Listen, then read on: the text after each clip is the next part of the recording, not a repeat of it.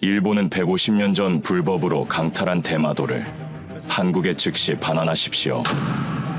유엔 사무총장의 이 한마디에 193개국 대표들이 숨을 삼켰습니다. 말도 안 됩니다. 대마도는 고유한 일본 영토입니다. 다카이치 총리는 비명에 가까운 반박 성명을 냈지만 미국, 영국, 독일, 그 어떤 나라조차 일본의 편에 서지 않았습니다. 일본을 벼랑 끝으로 몰아넣은 결정적 증거. 그 배후에는 대마도 강탈을 설계했던 한 내부 고발자의 목숨 건 폭로가 숨어 있었습니다. 대체 무슨 일이 벌어진 걸까요? 유엔이 대마도 즉시 반환을 요구하기까지의 모든 진실, 그리고 지하 벙커에서 32년간 진실을 갈아세운 대한민국의 반격. 지금부터 그 숨막히는 사건의 모든 전말을 공개합니다. 안토니오 구테우스 유엔 사무총장의 충격적인 발언에 회의장이 얼어붙었습니다.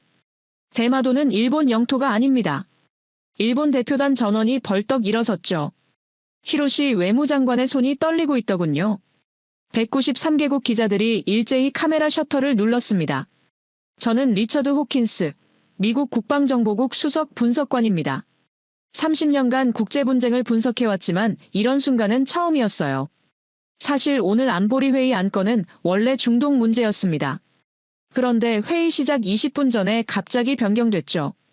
일본 영토 관련 긴급 보고라는 제목으로 말입니다. 저는 처음엔 별로 신경 쓰지 않았어요. 동아시아 영토 분쟁은 늘 감정적이고 복잡하니까요. 그냥 또 하나의 외교 마찰 정도로 생각했습니다. 하지만 구테우스 사무총장의 표정이 심상치 않더군요. 평소와 달리 단호하고 무거운 분위기였습니다. 그가 다시 입을 열었죠. 일본의 과거 영토 편입 과정에서 중대한 위조와 은폐 정황이 발견되었습니다. 이에 대한 독립적 조사가 필요합니다. 히로시 외무장관이 소리쳤습니다. 근거 없는 정치 공세입니다. 이건 일본 주권에 대한 명백한 침해입니다. 그의 목소리가 떨리고 있었어요. 도쿄에서는 다카이치 사나의 총리가 긴급 영상으로 연결됐습니다. 화면 속 그녀의 얼굴은 창백했죠. 유엔은 일본의 주권을 침해하고 있습니다. 우리는 이를 절대 받아들일 수 없습니다. 그때였습니다. 회의장 뒤편에서 휠체어가 천천히 들어오는 소리가 들렸죠. 백발의 노인이었습니다. 등이 굽어 있었고 얼굴엔 깊은 주름이 가득했어요.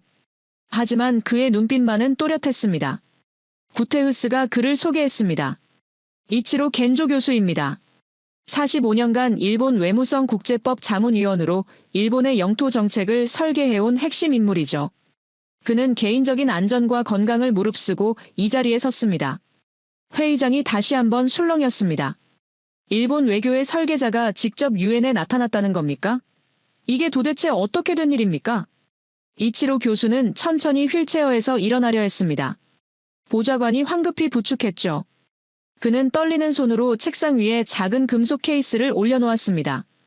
크기는 서류 가방 정도였어요. 여러분. 그의 목소리는 낮고 힘들어 보였습니다. 하지만 회의장은 너무 조용해서 그의 말이 선명하게 들렸죠. 저는 오늘 일본이 150년간 숨겨온 진실을 말하러 왔습니다. 히로시가 다시 소리쳤습니다. 이치로 선생, 당신 지금 무슨 짓을 하는 겁니까? 이치로는 그를 한번 바라봤습니다. 그리고 천천히 고개를 저었어요. 그의 눈엔 슬픔과 결연함이 동시에 담겨 있었습니다. 금속 케이스가 열렸습니다. 안에는 특수 마이크로필름 83롤과 암호 해독 코드북 2권, 그리고 손글씨 인덱스 메모가 들어있었죠. 구테우스가 말했습니다. 이 자료의 별칭은 오로치 파일입니다. 일본 외무성 내부에서만 통하던 비공개 코드명이죠. 첫 번째 필름이 스크린에 투사되기 시작했습니다. 1954년 작성된 문서였어요. 제목이 또렷하게 보였죠. 독도 영유권 법적 검토 내부 보고서. 그리고 그 아래 충격적인 문장이 나타났습니다. 국제사법재판소 회부 시 일본 승소 가능성 35% 이하. 따라서 재판 회부는 회피하고 정치 및 외교 압박전으로 일관할 것. 저는 그 순간 숨이 막혔습니다. 제가 30년간 수많은 비밀 문서를 봐왔지만 한 나라가 스스로 우리는 질 것이다라고 적어놓은 문서는 처음이었어요. 이게 진짜라는 겁니까? 회의장 여기저기서 웅성거림이 터져나왔습니다. 한국 대표단은 침착하게 메모를 시작했죠. 그들의 표정엔 놀라움보다는 오히려 확신 같은 게 보였습니다. 두 번째 필름이 투사됐습니다. 1869년 작성된 대마도 편입 계획이었어요. 주민 다수가 조선계 혈통이며 조선과의 관계를 끊고 일본인으로 동화시킬 필요가 있음. 조선 정부와의 협의 없이 군사력을 동원하여 기정사실화를 추진함. 제 등의 식은땀이 흘렀습니다. 이건 단순한 영토 분쟁이 아니었어요. 계획된 침탈의 설계도였습니다. 세 번째 필름은 1879년 류큐 왕국 처분 계획이었습니다. 왕국 폐지, 오키나와 현으로 통합, 언어, 의례, 복식 금지를 통한 동화 정책 수행. 각 문서 오른쪽 아래에는 선명한 붉은 도장이 찍혀 있었죠. 일본 외무성, 내각, 군부의 결재 서명이었습니다. 히로시가 다시 소리쳤습니다. 조작입니다. 출처를 밝히시오. 이치로가 천천히 고개를 들었습니다. 출처요? 45년간 이 문서를 작성하고 감수한 사람이 바로 저입니다. 회의장이 순간 정적에 빠졌습니다. 일본 대표단의 얼굴이 새하얗게 변했어요. 구테흐스가 다시 말을 이었습니다. 이 엄청난 주장들의 진위를 검증하려면 일본과 한국, 어느 쪽에도 치우치지 않는 제3자의 전문성이 필요합니다. 그가 저를 바라봤습니다. 아니, 회의장에 있는 모든 사람이 저를 바라보고 있었죠. 미국 대표단 특별자문, 리처드 호킨스 박사. 유엔은 당신에게 이 문서들의 검증을 공식적으로 의뢰하겠습니다. 제 심장이 다시 쿵쿵 뛰기 시작했습니다. 이치로가 휠체어에서 일어나려다 비틀거렸습니다. 그리고 저를 바라보며 말했죠. 호킨스 박사. 10년 전 귀하의 남중국해 분쟁 보고서를 읽었습니다. 정치가 아니라 원칙만을 보시더군요. 그래서 이 문서를 당신에게 맡기고 싶습니다. 저는 그날 단지 한국과의 거짓을 판단하는 심판 정도를 상상했습니다. 하지만 곧 알게 되었죠. 이건 한 세대의 양심, 그리고 한 나라의 32년 준비와 얽힌 전쟁이었다는 걸 말입니다. 유엔 회의가 끝나고 며칠 후 저는 도쿄행 비행기에 올랐습니다. 일본 외무성과의 인터뷰가 예정되어 있었거든요. 오로치 파일의 진위를 확인하려면 일본 측 입장도 반드시 들어야 했습니다. 아무리 충격적인 문서라 해도 한쪽 이야기만 듣고 판단할 순 없는 노릇이었죠. 하네다 공항에 내리는 순간 뭔가 이상한 기운이 느껴졌습니다. 로비에 마중 나온 미국 대사관 직원의 표정이 심상치 않더군요. 평소 같으면 악수부터 청했을 텐데 이번엔 제 가방을 재빨리 낚아채며 낮은 목소리로 속삭였습니다. 박사님, 차량을 변경했습니다. 예약하신 호텔도 다른 곳으로 바꿨고요. 무슨 일입니까? 일본 공안부가 움직이고 있습니다.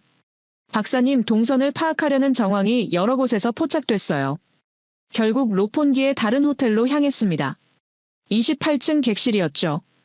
방에 들어서자마자 저는 오랜 습관대로 주변을 살폈습니다. 탁상식의 뒷면에 나사가 미세하게 돌아가 있더군요. 천장 화재 경보기도 의심스러웠습니다. 평소보다 렌즈가 하나 더 달려있는 게 보였어요. TV 뒤 패널까지 확인하니 역시나였습니다. 10분 만에 도청장치 3개를 찾아냈죠. 일본은 저를 환영하는 게 아니었습니다. 두려워하고 있었던 겁니다. 밤 10시가 넘어서야 본격적으로 오로치 파일을 정리할 수 있었습니다. 마이크로필름들을 하나씩 꺼내 확인하던 중이었어요. 케이스 안쪽 천안감 사이에서 뭔가 손끝에 걸리는 느낌이 들었습니다. 작은 종이 한 장이 접혀 있더군요. 펼쳐보니 이치로 교수의 필체였습니다. 일본어로 빼곡하게 적혀 있었죠. 해독키는 조선 외교문서 체계에 있다. 그들은 이미 32년 전부터 이날을 준비해왔다. 프로젝트 진실을 찾으시오. 32년이라는 숫자가 눈에 들어왔습니다. 한국이 일본의 극비 문서를 해독할 수 있다는 건가요? 처음엔 도저히 믿기 어려웠습니다. 하지만 필름 몇 장을 확대해서 자세히 들여다보는 순간 묘한 점을 발견했습니다. 문단을 구성하는 방식이 독특했어요. 난해한 한자 표현들을 배치하는 순서, 주석을 다는 방법까지도 어딘가 낯익은 느낌이 들었습니다. 그리고 문득 기억이 떠올랐죠. 5년 전 제가 남중국해 분쟁을 분석할 때 참고했던 조선시대 외교문서 번역본과 놀라울 정도로 닮아 있었던 겁니다. 일본이 조선의 문서 체계를 그대로 베껴서 자기들만의 논리를 만들어냈다는 겁니까? 그렇다면 역설적이게도 일본의 거짓을 푸는 열쇠는 한국이 쥐고 있는 셈이었습니다. 새벽 5시쯤 미국 국무부 동부가 담당 차관보 엘리자베스 카터에게서 암호화 회선으로 연락이 왔습니다. 목소리가 조금 긴장되어 있더군요. 리처드, 한국 측에서 비공식 연락이 왔어. 당신이 가진 필름의 구조를 이미 알고 있을 수 있다고 하더군. 어떻게 그럴 수 있습니까? 나도 정확히는 모르겠어. 하지만 서울 외교부를 통해 김태준 교수와의 보안 통화를 성사시켰어. 1시간 후에 연결될 거야. 1시간이 금방 지나갔습니다. 호텔 방 안에서 암호화된 영상통화 화면이 켜졌죠. 60대 중반쯤 되어 보이는 교수가 나타났습니다. 맥발에 검은 뿔테 안경을 쓴 신사였는데 눈빛만큼은 예리하고 또렷했어요. 호킨스 박사님, 김태준입니다. 서울대학교에서 국제법을 가르치고 있습니다. 교수님, 제가 가진 필름에 대해 어떻게 아십니까? 김태준 교수는 잠시 침묵하다가 천천히 입을 열었습니다. 우리는 1993년부터 일본의 영토 관련 문서들을 수집해왔습니다. 그해 일본이 독도 문제를 국제사법재판소에 회부하려던 정황이 포착됐거든요. 그때부터 우리는 본격적으로 대비를 시작했습니다. 벌써 32년이 흘렀네요. 32년. 드디어 그 숫자의 의미를 알게 됐습니다. 우리는 이 작업에 프로젝트 진실이라는 이름을 붙였습니다. 박사님이 가진 오로치 파일은 우리가 그토록 찾아 헤매던 마지막 퍼즐 조각이에요. 김태준 교수가 화면 너머로 두꺼운 서류 뭉치를 들어보였습니다. 일본 외무성 내부 고문서 사본들, 메이지와 쇼와 시대의 기록물들, 대마도와 독도에 관련된 각국의 외교 문서들, 그리고 19세기 조선 왕실이 남긴 문서들까지. 이 모든 게 우리가 32년 동안 한 장 한 장 모아온 자료입니다. 도대체 어떻게 이런 방대한 자료를 수집하셨습니까? 일본은 150년 동안 거짓을 만들어 왔습니다. 하지만 우리는 지난 30년 동안 그 거짓을 하나하나 추적하면서 진실을 쌓아 올렸죠. 김태준 교수의 목소리는 차분했지만 그 안에 담긴 무게감이 느껴졌습니다. 한국은 피해를 입은 당사국입니다. 하지만 동시에 증거를 가장 많이 확보한 나라이기도 하죠. 문제는 우리가 아무리 말해도 당사자라는 이유로 무시당한다는 겁니다. 그래서 박사님 같은 제3자의 객관적인 검증이 반드시 필요합니다. 저는 그제야 완전히 이해할 수 있었습니다. 한국은 단순히 감정적으로 반응하는 피해자가 아니라 냉정하게 증거를 쌓아온 준비된 국가였던 겁니다. 박사님, 일본 안에서는 진실을 찾을 수 없습니다. 한국으로 오십시오. 우리가 32년간 축적해온 모든 자료를 보여드리겠습니다. 통화를 끝낸 후에도 한참 동안 창밖을 바라봤습니다. 도쿄의 야경은 여전히 평화로워 보였습니다. 하지만 그 화려한 불빛 뒤에는 150년 동안 켜켜이 쌓인 거짓이 숨어 있었던 겁니다. 저는 노트북을 열어 항공권 예약 화면을 띄웠습니다. 출발지는 도쿄, 도착지는 부산. 거기서 다시 거제도로 가는 경로였죠. 저는 미국인입니다. 일본도 엄연히 미국의 동맹국이죠. 하지만 진실에는 국적이 없습니다. 진실을 찾기 위해서라면 어디든 가야 하는 게 제 임무였습니다. 클릭. 예약이 완료됐습니다. 내일 오전 9시 30분 도쿄 하네다 출발, 부산 김해공항행. 짐을 챙기기 시작했습니다. 오로치 파일 케이스를 특수 가방에 넣고 이중으로 잠금 장치를 걸었어요. 새벽 3시 잠들기 전에 이치로 교수의 메모를 다시 한번 읽었습니다. 프로젝트 진실을 찾으시오. 32년. 한 나라가 진실 하나를 밝히기 위해 준비한 시간이었습니다. 이제 그 진실의 실체를 직접 확인할 차례였습니다. 부산 김해공항에 도착한 건 오전 11시쯤이었습니다.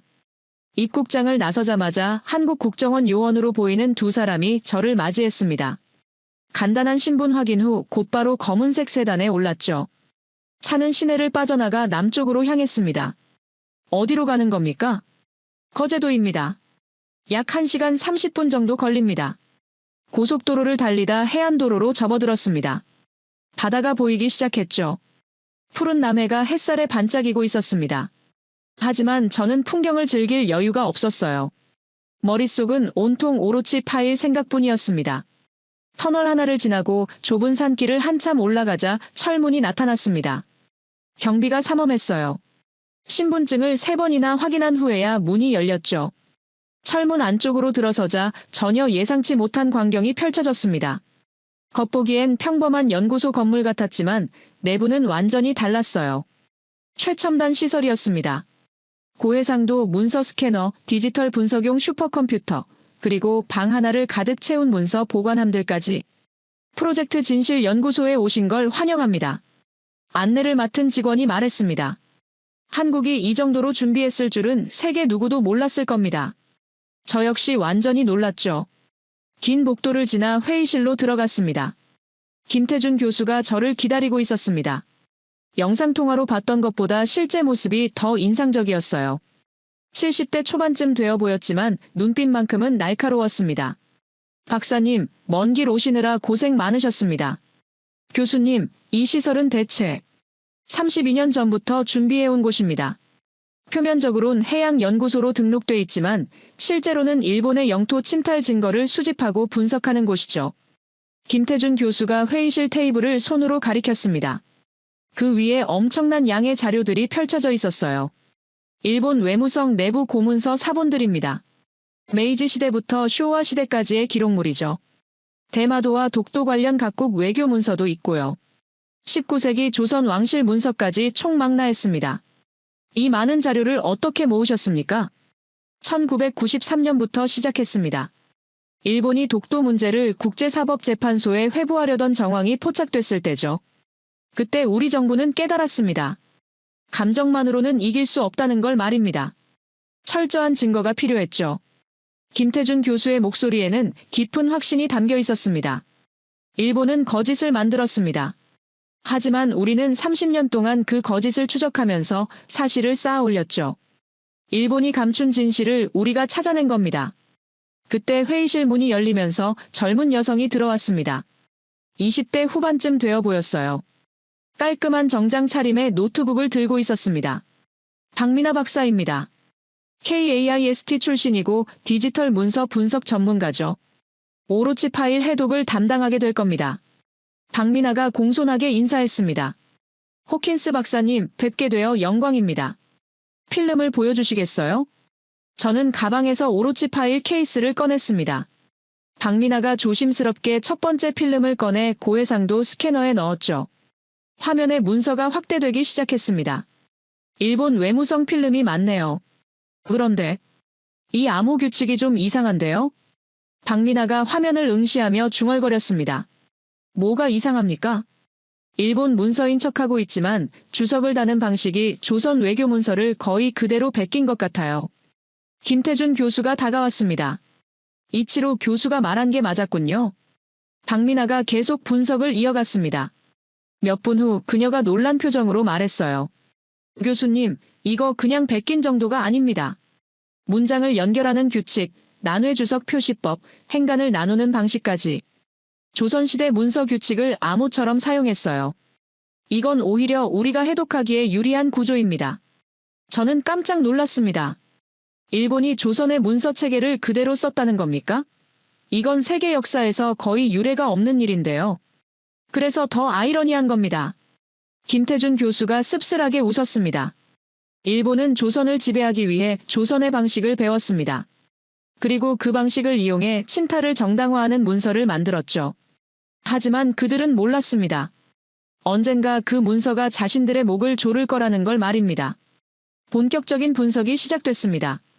한국 측이 보관하고 있던 조선시대 문서들과 오로치 파일을 대조하기 시작했죠. 박미나의 손이 키보드 위에서 쉴 새 없이 움직였습니다. 2시간쯤 지났을까요? 박미나가 갑자기 손을 멈췄습니다. 찾았어요.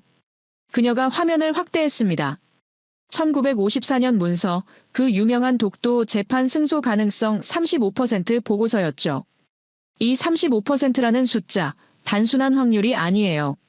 그럼 뭡니까? 실제 내부회의 투표 결과입니다. 일본 외무성 고위 관료 17명이 회의를 했어요. 그중 11명이 독도는 일본 영토로 보기 어렵다에 표를 던졌습니다. 6명만 찬성했죠. 6대 11 계산하면 정확히 35%입니다. 연구소 전체가 순간 정적에 빠졌습니다. 김태준 교수가 천천히 말했습니다. 이건 일본 내부의 패배 인정 기록입니다. 저는 깊게 숨을 내쉬었습니다. 만약 이걸 국제사회가 알게 된다면 일본의 모든 영토 주장은 뿌리째 흔들릴 겁니다. 연구소에서의 첫날 밤은 긴장의 연속이었습니다. 박민아는 두 번째 필름 분석에 돌입했습니다. 대마도 편입 계획 관련 문서였죠. 첫 번째 필름은 비교적 순조롭게 해독됐지만 이번엔 상황이 달랐습니다. 이상해요. 암호화 방식이 완전히 다릅니다. 박민아가 화면을 들여다보며 중얼거렸습니다. 어떻게 다릅니까? 첫 번째 필름은 조선 문서 체계를 거의 그대로 따랐어요. 그런데 이건 규칙 자체를 완전히 바꿔놨습니다. 마치 누군가 일부러 해독을 막으려고 한 것처럼요. 3시간이 지나도 진전이 없었습니다. 박민아의 얼굴에 지친 기색이 역력했죠. 저는 자리에서 일어나 창가로 걸어갔습니다. 밤바다가 어둠 속에서 출렁이고 있었어요. 김태준 교수가 제 옆으로 다가왔습니다. 일본이 이렇게까지 치밀했다는 게 놀랍지 않습니까? 솔직히 당황스럽습니다. 시간이 얼마 남지 않았는데 일본은 하나의 거짓말을 위해 또 다른 거짓말을 만들었습니다. 그 층위를 하나하나 벗겨내는 데는 시간이 필요하죠. 하지만 반드시 풀 수 있습니다. 김태준 교수의 목소리는 차분했지만 저는 압박감을 느끼고 있었습니다. 유엔에 제출해야 할 시간은 빠르게 다가오고 있었거든요. 다음 날 아침 미국 국무부에서 연락이 왔습니다. 엘리자베스 카터 차관보였죠. 목소리가 평소와 달리 날카로웠습니다. 리처드, 트럼프 대통령이 보고서를 서둘러 달라고 하셨어. 언제까지 한국에 있을 생각이야? 아직 분석이 끝나지 않았습니다. 한국과의 협력은 거기까지면 충분해. 이제 일본과의 동맹 관계도 생각해야 할 때야. 너도 알잖아. 동북아 안보에서 일본이 얼마나 중요한지. 하지만 진실도 중요하지만 균형도 필요해. 미국의 국익을 잊으면 안 돼. 전화를 끊고 나서 한참을 멍하니 앉아 있었습니다. 미국은 동맹과 진실 사이에서 줄타기를 하고 있었습니다. 그리고 저에게도 선택을 강요하고 있었죠. 나는 어느 편에 서야 하는 겁니까? 미국의 국익인가 아니면 역사의 진실인가? 오후가 되자 연구소 보안팀장이 급하게 회의실로 들어왔습니다. 외곽 CCTV에 수상한 차량이 포착됐습니다. 모니터 화면에 검은색 세단 한 대가 보였습니다. 연구소 입구에서 약 500m 떨어진 지점에서 계속 배회하고 있었어요. 어제부터 저 차량이 주변을 맴돌고 있습니다. 움직임이 굉장히 수상합니다. 박민아가 즉시 노트북을 열어 역추적을 시작했습니다. 차량 번호판 분석, 이동 경로 추적, 탑승자 외모 특징까지 데이터를 뽑아냈죠. 차량 재원과 외모 분석 결과 일본 요원일 가능성이 89%입니다. 김태준 교수가 즉각 결정을 내렸습니다. 연구소 부분 폐쇄 조치를 시행합니다. 외부 출입을 전면 통제하고 내부 보안 등급을 최상으로 올리세요. 저는 그 순간 또렷하게 깨달았습니다. 이건 연구가 아니라 전쟁이었습니다. 진실을 밝히려는 자와 진실을 감추려는 자의 싸움이었죠. 30년간 국제 분쟁을 분석해온 저였습니다. 언제나 냉정함을 유지했죠. 감정을 배제하고 오직 사실만을 다루는 게 제 방식이었습니다. 그런데 지금은 달랐습니다. 가슴 한쪽이 뜨거워지고 있었습니다. 분노일까요? 아니면 사명감일까요? 정확히 뭐라 표현할 수 없었지만 무언가가 제 안에서 타오르고 있었습니다. 누군가의 거짓말 때문에 수백만 명이 왜곡된 역사 속에서 살아왔습니다. 한 세대가 지나고 또 한 세대가 지나는 동안 진실은 켜켜이 쌓인 거짓 아래 묻혀 있었죠. 복도 끝에서 박민아의 목소리가 들렸습니다. 박사님, 아직도 안 주무세요? 잠이 안 옵니다. 저도요. 계속 생각나는 게 있어서요. 박민아가 다가왔습니다. 손에 노트북을 들고 있었죠. 두 번째 필름 말인데요. 암호 구조가 다른 게 아니라 이중으로 설계된 것 같아요. 첫 번째 층을 벗겨내면 두 번째 층이 나오는 식으로요. 그럼 풀 수 있다는 겁니까? 시간이 걸릴 뿐이죠. 이미 패턴을 일부 찾았어요. 내일 아침까지는 돌파구가 보일 것 같습니다. 저는 그녀의 눈빛을 봤습니다. 지쳐 있었지만 포기하지 않는 눈빛이었죠. 교수님은 왜 이 일을 하십니까? 박민아가 물었습니다. 처음엔 임무였습니다. 유엔이 맡긴 조사였으니까요. 하지만 지금은 다릅니다. 뭐가 달라졌습니까? 이제는 내가 하지 않으면 안 된다는 걸 알게 됐습니다. 진실을 밝히는 게 단순히 한 나라의 문제가 아니라는 것도요. 우리는 잠시 침묵 속에 서 있었습니다. 복도 저편에서 김태준 교수가 걸어오는 게 보였어요. 두 분 다 아직도 안 주무시는군요. 교수님도 마찬가지시지 않습니까?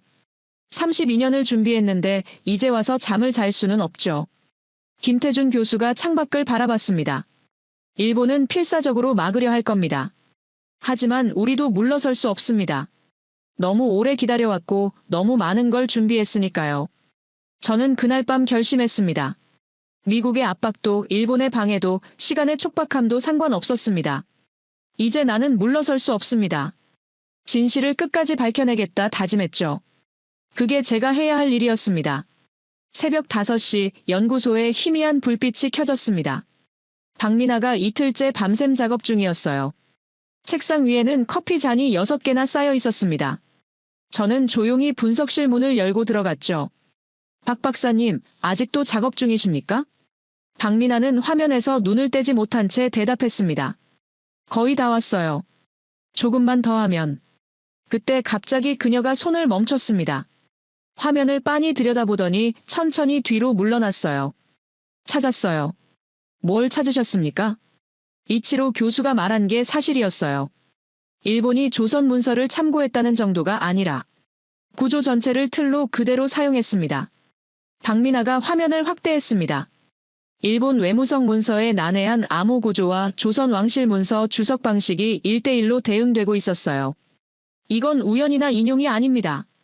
조작에 가까운 전면 차용이죠. 그런데 아이러니하게도 그래서 우리가 해독하기 더 쉬워졌습니다.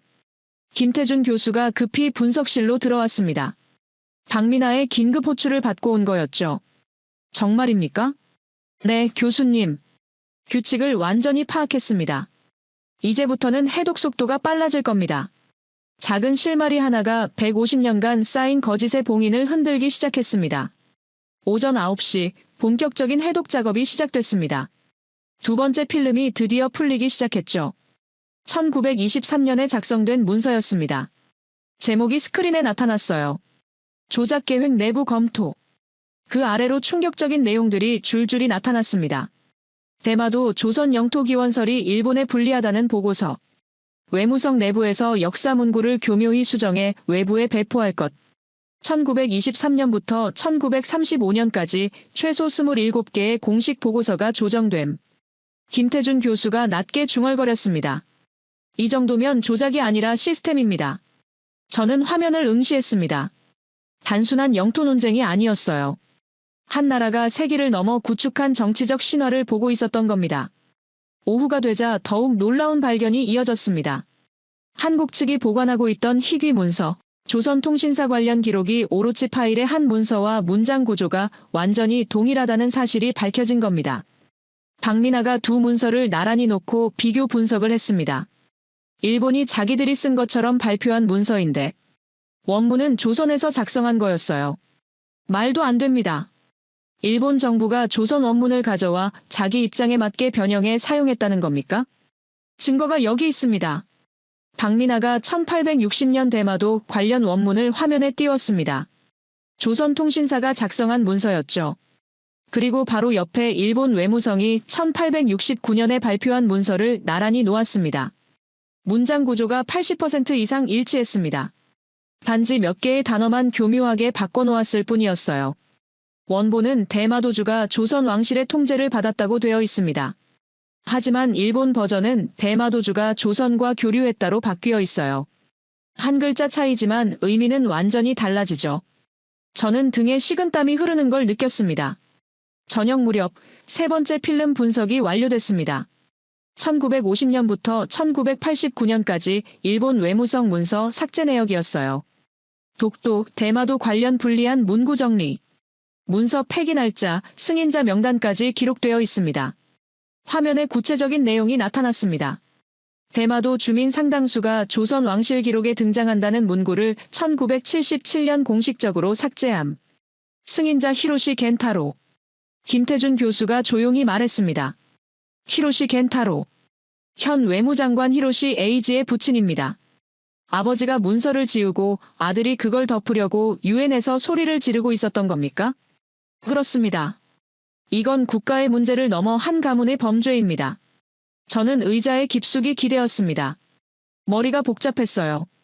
이 모든 증거가 국제사회에 공개된다면 어떻게 될까요? 밤 10시가 넘어서야 마지막 분석이 끝났습니다. 박민하가 정리한 결과를 발표했죠.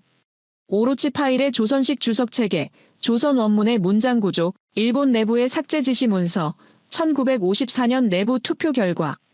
이 네 가지가 정확히 맞물리기 시작했습니다. 김태준 교수가 고개를 끄덕였습니다. 퍼즐 조각들이 완벽하게 들어맞고 있습니다. 저는 감정이 없는 분석가라고 늘 생각했습니다.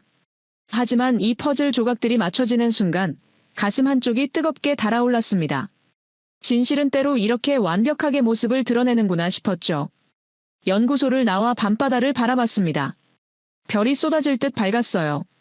32년 동안 한국이 준비해온 시간이 이제야 빛을 발하고 있었습니다. 박민하가 옆으로 다가왔습니다. 박사님, 내일부터는 더 깊은 층위로 들어갑니다. 대마도 최종 보고서 해독을 시작할 거예요. 가장 어려운 부분이겠죠? 네, 하지만 이제는 자신 있습니다. 우리가 올바른 길을 가고 있다는 게 느껴져요. 김태준 교수도 함께 나왔습니다. 일본은 150년 동안 거짓을 쌓았습니다.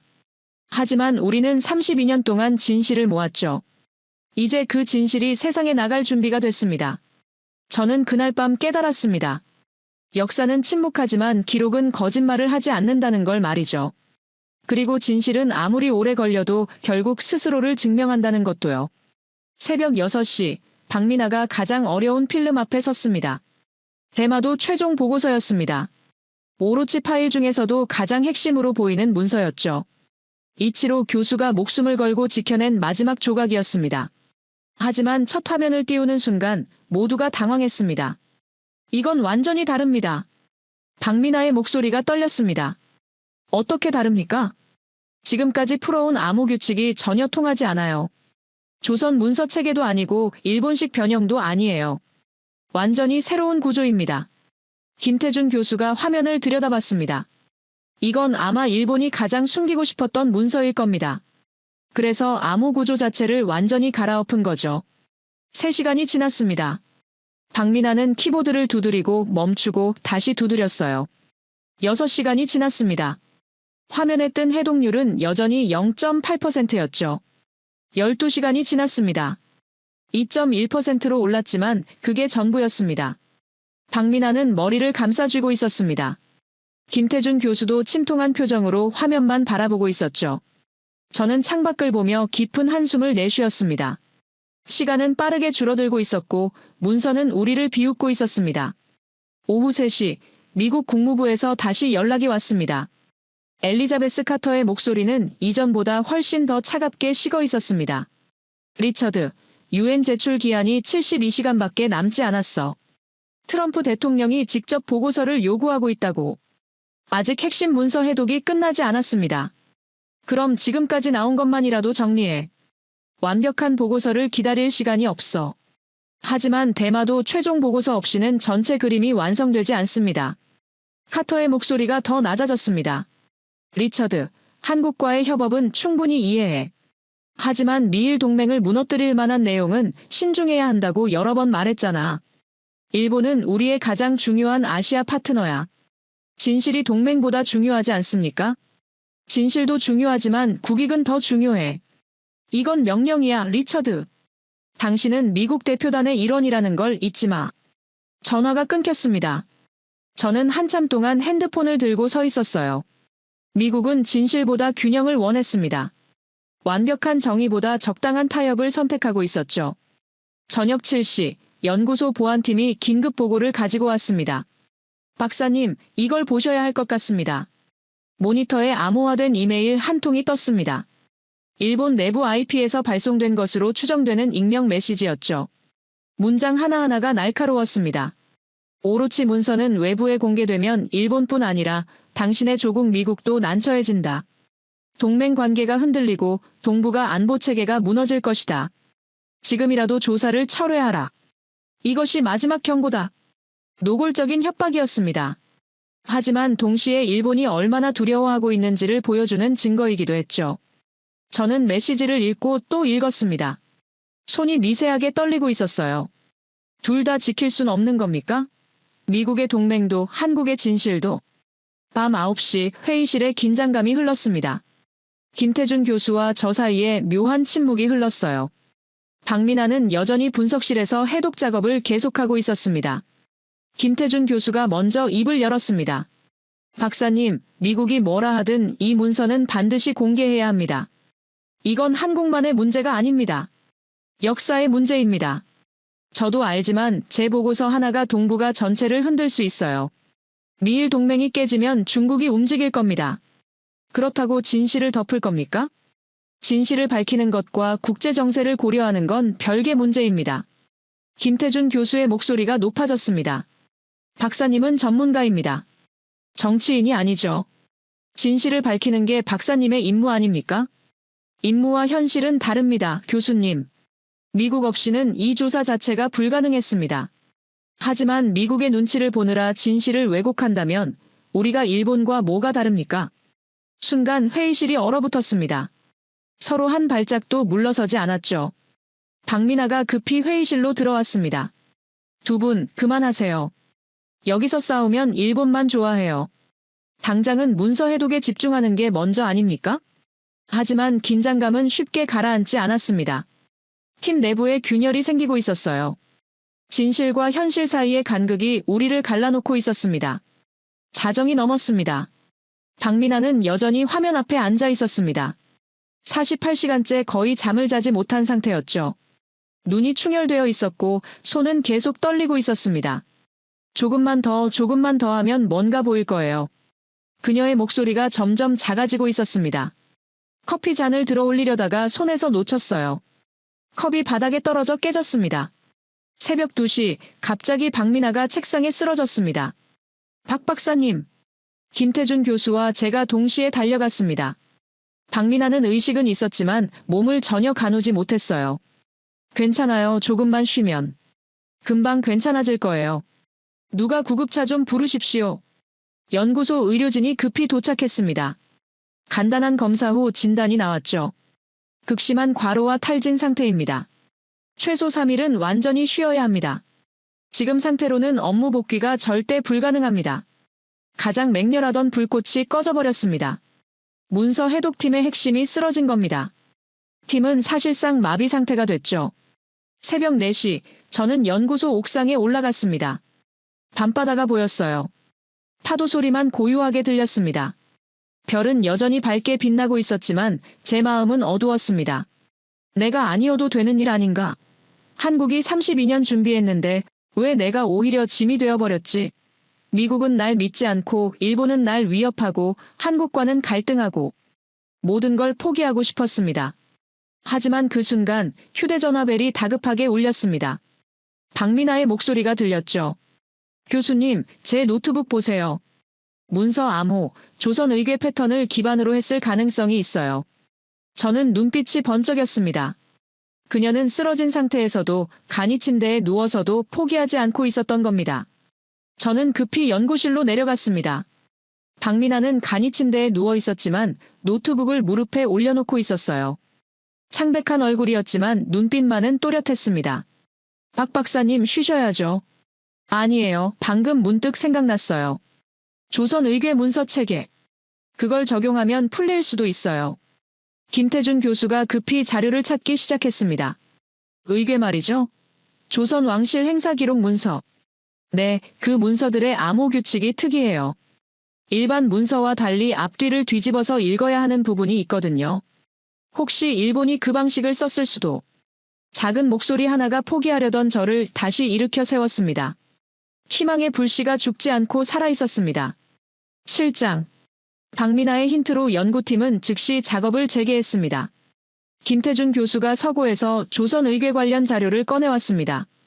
두꺼운 책 3권이었죠. 조선 왕실의 행사 기록을 담은 문서들이었습니다. 의궤는 특이한 구조를 가지고 있습니다. 일반적인 조선 문서와 달리 앞에서 뒤로, 뒤에서 앞으로 동시에 읽어야 하는 이중 구조죠. 일본이 이 방식을 암호화에 활용했을 가능성이 높습니다. 박민아가 간이 침대에서 일어나려 했습니다. 김태준 교수가 급히 말렸어요. 박 박사님은 쉬십시오. 제가 하겠습니다. 아니에요. 제가 직접 해야 합니다. 제 머릿속에만 있는 패턴이거든요. 결국 박민아는 휠체어에 앉아 작업을 계속했습니다. 키보드를 두드리는 그녀의 손이 떨리고 있었지만 눈빛만큼은 예리했죠. 1시간이 지났습니다. 갑자기 화면에 변화가 일어나기 시작했어요. 맞아요. 의궤 구조예요. 박민아가 외쳤습니다. 일본은 조선식 원본 구조와 자기들이 변형한 구조를 이중으로 섞어놨어요. 한 층은 일반인이 읽도록, 다른 층은 내부자만 읽도록 설계한 겁니다. 하지만 의궤 방식으로 앞뒤를 동시에 분석하면 해독률이 급격히 올라가기 시작했습니다. 2.8%, 7.1%, 14.3%. 연구소 전체가 숨을 죽이고 화면을 지켜봤습니다. 새벽 6시 첫 번째 중요한 발견이 나왔습니다. 화면에 문장 하나가 선명하게 드러났습니다. 그리고 그 옆에 김태준 교수가 조선 문서 하나를 띄웠죠.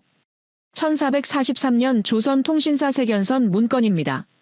두 문장을 비교하는 순간 연구소 전체가 정적에 빠졌습니다. 글자 하나 띄어쓰기 하나까지 완벽하게 일치했어요. 일본이 발표한 문서의 원본이 조선 문서였던 겁니다. 김태준 교수가 떨리는 목소리로 말했습니다. 대마도가 조선의 통제 하에 있었다는 가장 직접적인 증거입니다. 일본은 이걸 100년 넘게 숨겨왔던 겁니다. 저는 화면을 뚫어져라 바라봤습니다. 역사는 조용히 존재하지만 거짓은 그 역사를 덮기 위해 끊임없이 발버둥 친다는 걸 실감했죠. 오전 10시 해독률이 14%를 넘어섰습니다. 문서 중앙부에서 더욱 충격적인 내용이 등장했습니다. 1869년 메이지 내각 대마도 강제 편입 지령서. 제목부터 심상치 않았습니다. 하지만 내용은 더 충격적이었죠. 대마도주의 조선 의존을 문제 삼을 것. 조선 정부의 사전 통보 없이 편입을 기정사실화할 것. 주민 저항 시 군사력 투입을 불사할 것. 국제사회의 주목을 피하기 위해 비공식 절차로 진행할 것. 문서 오른쪽 아래에는 선명한 붉은 도장이 찍혀 있었습니다. 메이지 천황의 재가를 받은 공식 명령서였던 겁니다. 저는 손을 떨며 말했습니다. 이건 조작 수준이 아닙니다. 계획된 침탈의 설계도군요. 김태준 교수가 화면을 가리키며 말했습니다. 일본은 대마도를 평화롭게 편입했다고 150년간 주장해왔습니다. 하지만 실제로는 군사력을 배경으로 한 강제 병합이었던 거죠. 오후 2시 해독률이 32%에 도달했습니다. 그리고 익숙한 내용이 다시 등장했지만 이번엔 완전히 다른 의미로 다가왔습니다. 독도 국제재판 승소 가능성 분석 외무성 고위관료 17명 투표 실시. 그 아래로 구체적인 투표 내역이 펼쳐졌습니다.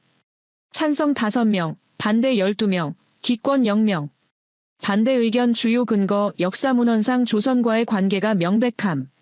국제법적 영유권 주장 근거 박약함. 재판 시 패소 가능성 높음. 박민아가 계산했습니다. 5대 12. 일본 외무성 내부 최고 위층 3분의 2 이상이 우리가 진다고 판단했다는 겁니까? 그렇습니다. 그리고 그 사실을 70년 동안 국민에게도 세계에도 숨겨왔죠. 저는 깊은 한숨을 내쉬었습니다. 한 나라가 스스로 패배를 인정하면서도 국제사회에는 정반대로 주장해온 셈이었습니다. 저녁 6시 해독률이 61%를 돌파했습니다. 문서의 가장 깊은 층에 도달하고 있었어요. 갑자기 박민아가 손을 멈췄습니다. 교수님, 이거 보세요. 화면에 새로운 섹션이 나타났습니다. 제목은 대마도 주민혈통조사 보고서 1868년이었죠. 대마도 주민 총 2만 3천여 명 중 1만 7천여 명이 조선계 혈통으로 추정됨. 언어, 풍습, 성씨 분석 결과 조선과의 긴밀한 혈연관계 확인됨. 향후 동화 정책을 통해 이들의 조선 정체성을 완전히 제거해야 함. 김태준 교수가 화면을 가리켰습니다. 74%가 조선계였다는 겁니까? 이건 단순한 영토 분쟁이 아닙니다. 민족 정체성을 말살한 사건이죠. 저는 말문이 막혔습니다. 일본이 숨기려 했던 건 단순히 영토 문제가 아니었습니다. 한 민족의 정체성을 강제로 지운 역사였던 겁니다. 밤 11시 연구소 보안팀이 급히 들어왔습니다. 외곽 경계선에서 수상한 움직임이 포착됐습니다. 드론으로 추정되는 물체가 연구소 상공을 선회하고 있습니다. 김태준 교수가 즉시 지시했습니다. 전파 차단 장치 가동하고 모든 외부 통신을 일시 차단하십시오. 백업 서버 확인하고요. 일본의 감시가 더욱 노골적으로 변하고 있었습니다. 우리가 진실에 가까워질수록 그들의 압박도 강해지고 있었죠. 자정이 넘어서자 해독률이 마침내 97%에 도달했습니다. 마지막 페이지가 열리기 시작했어요. 화면에 최종 문장이 나타났습니다. 대마도 편입작전은 국제사회의 감시를 피하기 위해 비공식적으로 시행되었으며 향후 50년간 조선 정체성의 완전한 삭제를 목표로 체계적 동화 정책을 추진한다. 본 계획은 최고 기밀로 분류되며 외부 유출 시 국가 존망에 관한 위기로 간주한다. 1869년 9월 12일 메이지 내각 결의. 마지막 문장까지 완벽하게 드러났습니다. 박민아가 키보드에서 손을 떼었습니다. 김태준 교수는 깊게 숨을 내쉬었어요. 저는 조용히 화면을 바라봤습니다. 끝났습니다. 제가 말했습니다. 김태준 교수가 천천히 말했습니다. 박사님, 이 문서는 일본의 150년 영토 주장을 무너뜨리는 결정적 증거입니다. 대마도뿐 아니라 독도, 오키나와 모든 영토 논쟁의 근간을 흔드는 폭탄이죠. 창밖으로 동이 트기 시작했습니다. 긴 밤이 끝나고 있었어요. 하지만 진짜 싸움은 이제부터였습니다. 박민아가 파일을 저장했습니다. 이제 일본이 아무리 막으려 해도 소용없습니다. 진실은 이미 세상에 나올 준비를 마쳤어요. 저는 연구소 창밖을 바라봤습니다. 새벽 바다가 붉게 물들고 있었습니다. 32년의 준비가 150년의 거짓이 그리고 한 노학자의 마지막 양심이 드디어 결실을 맺는 순간이었죠. 해독이 완료된 다음 날 아침, 저는 본격적인 보고서 작성에 들어갔습니다. 거제도 연구소의 제1브리핑룸. 책상 위에는 해독된 오로치 파일 전체가 쌓여 있었습니다. 312페이지 분량의 거대한 퍼즐이었죠. 박사님, 이 보고서는 150년 역사를 다시 쓰는 작업입니다. 김태준 교수가 무겁게 말했습니다. 첫 페이지를 작성하는 순간 손이 떨렸습니다. 이 한 문장 한 문장이 국제 질서를 흔들 거라는 걸 알고 있었거든요. 동아시아 영토 분쟁에 대한 일본 정부 내부 문서 종합 분석 보고서. 오전 10시쯤 갑자기 연구소 밖이 소란스러워졌습니다. 보안팀장이 급히 뛰어들어왔어요. 박사님, 큰일입니다. 무슨 일입니까? 연구소 입구에 취재진이 몰려들고 있습니다. CNN, BBC, 로이터, 일본 NHK까지 와 있어요. 창밖을 내다보니 카메라와 중계차가 즐비했습니다. 어떻게 이곳을 알았는지 전 세계 언론이 몰려든 겁니다. 김태준 교수가 급히 모니터를 켰습니다. CNN 속보가 화면을 가득 채우고 있었어요. 긴급 속보 미국 분석관, 한국서 일본 극비문서 해독. 대마도독도 영유권 뒤집을 증거 포착. 박민아가 다른 채널들을 확인했습니다. BBC도 로이터도 전부 저희 이야기를 다루고 있어요. 도대체 누가? 그때 제 핸드폰이 울렸습니다. 미국 국무부 엘리자베스 카터였죠. 목소리가 얼음장처럼 차가웠습니다. 리처드, 지금 당장 무슨 짓을 하는 거야? 무슨 말씀입니까? 전 세계 언론이 당신 얘기를 하고 있어. 일본 정부가 정식으로 항의했고 백악관이 발칵 뒤집혔어. 저는 제 임무를 수행하고 있을 뿐입니다. 임무? 지금 미일 동맹이 흔들리고 있다고. 대통령께서 직접 보고를 요구하셨어. 즉시 워싱턴으로 돌아와. 보고서 작성이 끝나지 않았습니다. 리처드 호킨스. 카터의 목소리가 터져나왔습니다. 당신은 미국 대표단 소속이야. 개인 판단으로 국익을 해칠 순 없어. 이건 명령이야. 제 보고서는 유엔에 제출됩니다. 미국이 아니라 국제사회에 말이죠. 그럼 각오는 돼 있겠지? 전화가 끊겼습니다. 손이 떨렸습니다. 하지만 키보드로 다시 돌아갔죠. 오후 2시 연구소 정문 앞에서 긴급 기자회견이 열렸습니다. 피할 수 없었어요. 카메라 플래시가 터져나왔습니다. 마이크가 얼굴 앞으로 쏟아졌죠. CNN 기자가 첫 질문을 던졌습니다. 박사님, 일본 정부는 당신이 한국 편에 선 편향된 분석을 하고 있다고 주장합니다. 편향이 아닙니다. 일본이 스스로 작성한 문서를 분석하고 있을 뿐입니다. BBC 기자가 물었습니다. 구체적으로 어떤 내용입니까? 일본은 150년간 영토 편입 과정의 불법성을 알고 있었습니다. 내부 문서가 그걸 증명합니다. NHK 기자가 날카롭게 파고들었습니다. 문서가 조작되었을 가능성은요? 저는 그 기자를 똑바로 바라봤습니다. 그렇다면 일본 정부가 직접 원본을 공개하면 됩니다. 우리는 검증을 환영합니다. 하지만 일본은 왜 70년 동안 이 문서들을 숨겨왔습니까?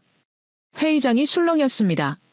연구소로 돌아왔을 때 한국 인터넷이 폭발하고 있었습니다. 리처드 박사가 진실을 밝히고 있다. 32년 만에 드디어. 일본은 이제 끝났다. 댓글 하나가 눈에 들어왔습니다. 60년을 살면서 외국인이 우리 편에서 진실을 말해주는 걸 처음 봅니다. 감사합니다. 그날 밤 9시 도쿄에서 긴급 뉴스가 터졌습니다. 다카이치 총리가 직접 기자회견을 열었어요. 리처드 호킨스의 분석은 한국의 정치적 선동에 휘말린 것입니다. 일본은 법적 대응을 검토하고 있습니다. 히로시 외무장관도 나왔습니다. 오로치 파일은 조작된 문서입니다. 일본 정부는 그런 문서를 작성한 적이 없습니다. 하지만 그의 얼굴은 창백했고 목소리는 떨리고 있었죠. 자정이 넘어 연구소에 또 다른 비상이 걸렸습니다. 외부 해킹 시도 포착. 박민아가 급히 보안 시스템을 점검했습니다. 일본 IP에서 연구소 서버에 침투를 시도하고 있어요. 오로치 파일을 노리는 것 같습니다. 막을 수 있습니까? 일단 방화벽을 3중으로 올렸어요. 하지만 계속 공격이 들어오고 있습니다. 김태준 교수가 결단을 내렸습니다. 모든 파일을 5개 국가 서버에 분산 저장하십시오. 미국, 영국, 독일, 프랑스, 한국. 일본이 아무리 막아도 소용없게 만들어야 합니다. 새벽 3시 저는 보고서 핵심 부분을 작성하고 있었습니다. 일본 외무성은 1954년 내부회의에서 독도 재판 패소 가능성을 인정했다. 17명 중 12명이 반대표를 던졌다. 그럼에도 일본은 70년간 국제사회에 정반대로 주장해왔다. 문장을 쓰면서 분노가 치밀었습니다. 얼마나 많은 사람들이 이 거짓 때문에 고통받았을까요? 새벽 5시 핸드폰이 다시 울렸습니다. 이번엔 백악관 국가안보보좌관이었습니다. 호킨스 박사 대통령께서 직접 통화를 원하십니다. 잠시 후 익숙한 목소리가 들렸습니다. 리처드, 트럼프다. 자네 때문에 내가 아베 전 총리한테 전화를 3통이나 받았네. 자네가 뭘 하고 있는 건가? 진실을 밝히고 있습니다, 대통령님. 진실? 자네 진실 때문에 미일 동맹이 흔들리면 중국이 움직일 거야. 그럼 태평양 전체가 불안해져. 하지만 거짓 위에 세워진 동맹은 현실을 봐, 리처드. 일본은 우리의 가장 중요한 파트너야. 저는 잠시 침묵했습니다. 그리고 조용히 말했습니다. 대통령님, 저는 30년간 미국을 위해 일했습니다. 하지만 이번만큼은 미국이 아니라 진실을 선택하겠습니다. 자네 경력이 끝날 수도 있네. 그렇다면 받아들이겠습니다. 전화가 끊겼습니다. 김태준 교수가 제 옆에 서 있었습니다. 박사님, 괜찮습니다. 각오는 했습니다. 이틀 후 247페이지의 보고서가 완성됐습니다. 마지막 페이지에 서명을 하고 전송 버튼을 눌렀습니다. UN 본부, 한국 외교부, 미국 국무부로 동시 발송됐죠. 창밖으로 아침 해가 떠오르고 있었습니다. 이제 세상이 판단할 차례입니다. 보고서 제출 3일 후 저는 다시 뉴욕 UN 본부에 섰습니다. 안보리가 아니라 총회장이었습니다. 193개국 대표단 전원이 참석했죠. 기자석은 400명으로 가득 찼습니다. 52개국에서 생중계가 나갔습니다. 제 손에는 247페이지 보고서가 들려 있었습니다. 무게가 느껴졌어요. 종이의 무게가 아니라 진실의 무게였죠. 구테흐스 사무총장이 단상에 섰습니다. 오늘 이 자리는 동아시아 역사를 다시 쓰는 자리가 될 것입니다. 리처드 호킨스 박사, 발표를 시작하십시오. 저는 천천히 단상으로 걸어갔습니다. 193개국 대표단의 시선이 저에게 쏟아졌죠. 일본 대표석에 히로시 외무장관 얼굴이 보였습니다. 창백했어요. 첫 문장을 읽었습니다. 일본은 150년간 진실을 숨겨왔습니다. 회의장이 순간 조용해졌습니다. 1869년 메이지 내각은 대마도를 강제로 편입했습니다. 조선 정부에 통보도 하지 않았습니다. 주민의 74%가 조선계였지만 그들의 의사는 완전히 무시됐습니다. 스크린의 첫 번째 문서가 투서됐습니다. 메이지 내각의 비밀 지령서였죠. 군사력을 배경으로 기정사실화하라. 국제사회의 주목을 피하라. 히로시가 자리에서 벌떡 일어났습니다. 거짓입니다. 그 문서는 조작된 겁니다. 하지만 저는 멈추지 않았습니다.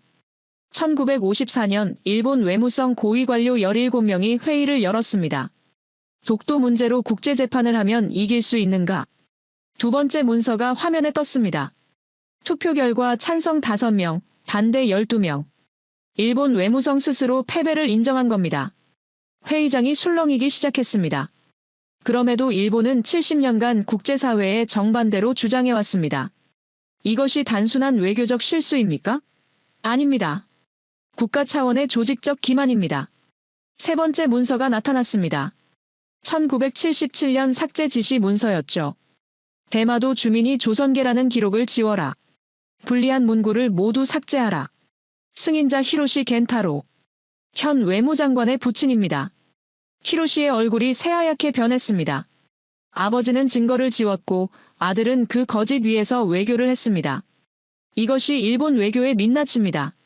장내가 완전히 뒤집혔습니다. 각국 대표들이 서로 속삭이기 시작했어요. 저는 한국 대표석을 바라봤습니다.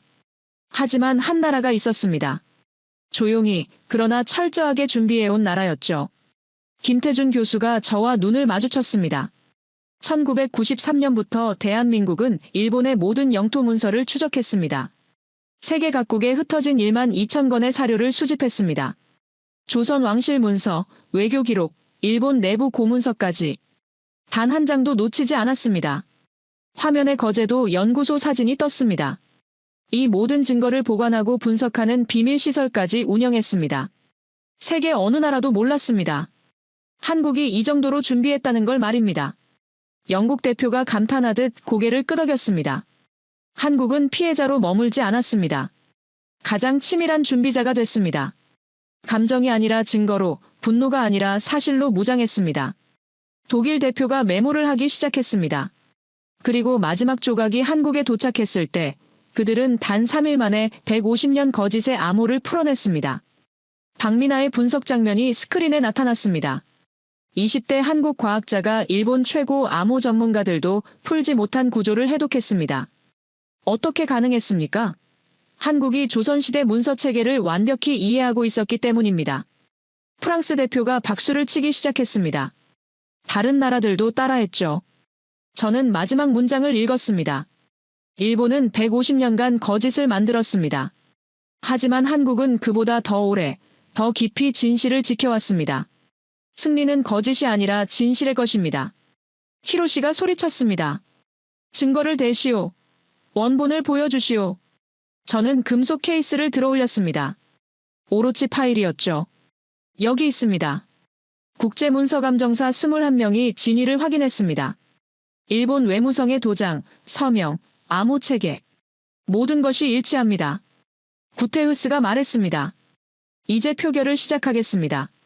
전광판에 숫자가 올라가기 시작했습니다. 찬성 161, 반대구 기권 23. 압도적이었습니다. 일본은 모든 영토 관련 원본 문서를 유엔에 제출할 것. 대마도와 독도에 대한 국제법적 재검증을 즉시 실시할 것. 한국 대표단이 자리에서 일어나 박수를 쳤습니다. 그러자 미국이 일어섰습니다. 영국이 일어섰습니다. 독일이, 프랑스가 하나둘씩 모든 나라가 일어섰죠. 193개국이 한국에게 기립박수를 보냈습니다. 히로시 외무장관은 보좌관의 부축을 받으며 뒷문으로 빠져나갔습니다. 그 뒷모습 위로 쏟아지는 박수 소리. 그것은 진실의 승리를 알리는 함성이었습니다. 그날 밤 전 세계 언론이 한국을 주목했습니다. CNN 헤드라인 침묵 속 준비한 한국, 일본 150년 거짓 무너뜨리다. BBC 한국의 치밀함이 일본 외교를 붕괴시켰다. 뉴욕타임스 일면 세계가 몰랐던 한국의 힘, 학술 외교의 완벽한 승리. 워싱턴 포스트 사설 한국은 어떻게 일본보다 한 수 위였는가. 도쿄 시내에서는 대규모 시위가 일어났습니다. 진실을 밝혀라, 총리는 사퇴하라는 구호가 거리를 가득 채웠죠. 일본 최대 야당이 내각 불신임안을 제출했습니다. 보수 언론조차 한국에게 배워야 한다는 칼럼을 냈어요. 해외 교포들도 각국에서 집회를 열었습니다. 뉴욕, 런던, 파리, 베를린. 전 세계 한인들이 태극기를 들고 거리로 나왔습니다. 오키나와 주민들이 일본 정부의 자치권 확대를 요구했습니다. 대마도 주민 대표가 한국 방송에 출연했죠. 우리 할아버지는 조선말을 하셨습니다. 그 진실을 이제야 말할 수 있게 됐습니다. 일주일 후 다카이치 총리가 긴급 기자회견을 열었습니다. 일본 정부는 유엔의 결의를 존중합니다. 모든 관련 문서를 공개하겠습니다. 목소리가 떨리고 있었어요. 한국의 준비는 우리보다 철저했습니다. 인정할 수밖에 없습니다. 사흘 후 히로시 외무장관이 사임했습니다. 일본 내각이 무너지기 시작했죠. 저는 뉴욕 호텔방에서 이 모든 장면을 지켜봤습니다. 창밖으로 맨해튼 야경이 펼쳐져 있었어요. 핸드폰이 울렸습니다. 김태준 교수였습니다. 박사님 봤습니까? 세상이 변하고 있습니다. 네, 보고 있습니다. 우리가 해냈습니다. 박사님 덕분입니다. 아닙니다, 교수님. 한국이 해낸 겁니다. 세계가 한국의 진짜 실력을 본 거죠. 전화를 끊고 창밖을 바라봤습니다. 저는 한나라의 분쟁을 조사하러 왔습니다. 그러나 돌아갈 때는 한나라의 위대함을 목격한 증인이 되어 있었죠. 한국은 작은 나라가 아니었습니다. 조용히, 그러나 가장 철저하게 준비하는 나라였습니다. 감정이 아니라 증거로 싸우는 나라였습니다. 그리고 마침내 진실로 세계를 움직인 나라였습니다. 저는 깨달았습니다. 진실은 오래 걸립니다. 하지만 진실은 결국 승리합니다. 그리고 한국이 그걸 증명했습니다. 여러분, 오늘 이야기 어떠셨습니까? 한 노학자의 마지막 양심, 한국이 30년 넘게 준비해온 진실, 그리고 국적을 넘어 진실을 선택한 미국 분석관의 이야기였습니다. 일본이 150년간 숨겨온 거짓이 마침내 세계 앞에서 무너지는 순간을 함께 보셨죠. 오늘 이야기가 감동이셨다면 댓글로 대한민국 만세 한번 외쳐주십시오. 여러분의 한 줄 한 줄이 대한민국을 응원하는 힘이 됩니다. 다음에도 여러분의 가슴을 뛰게 만들 더 감동적인 이야기로 찾아뵙겠습니다. 감동방송 TV였습니다. 감사합니다.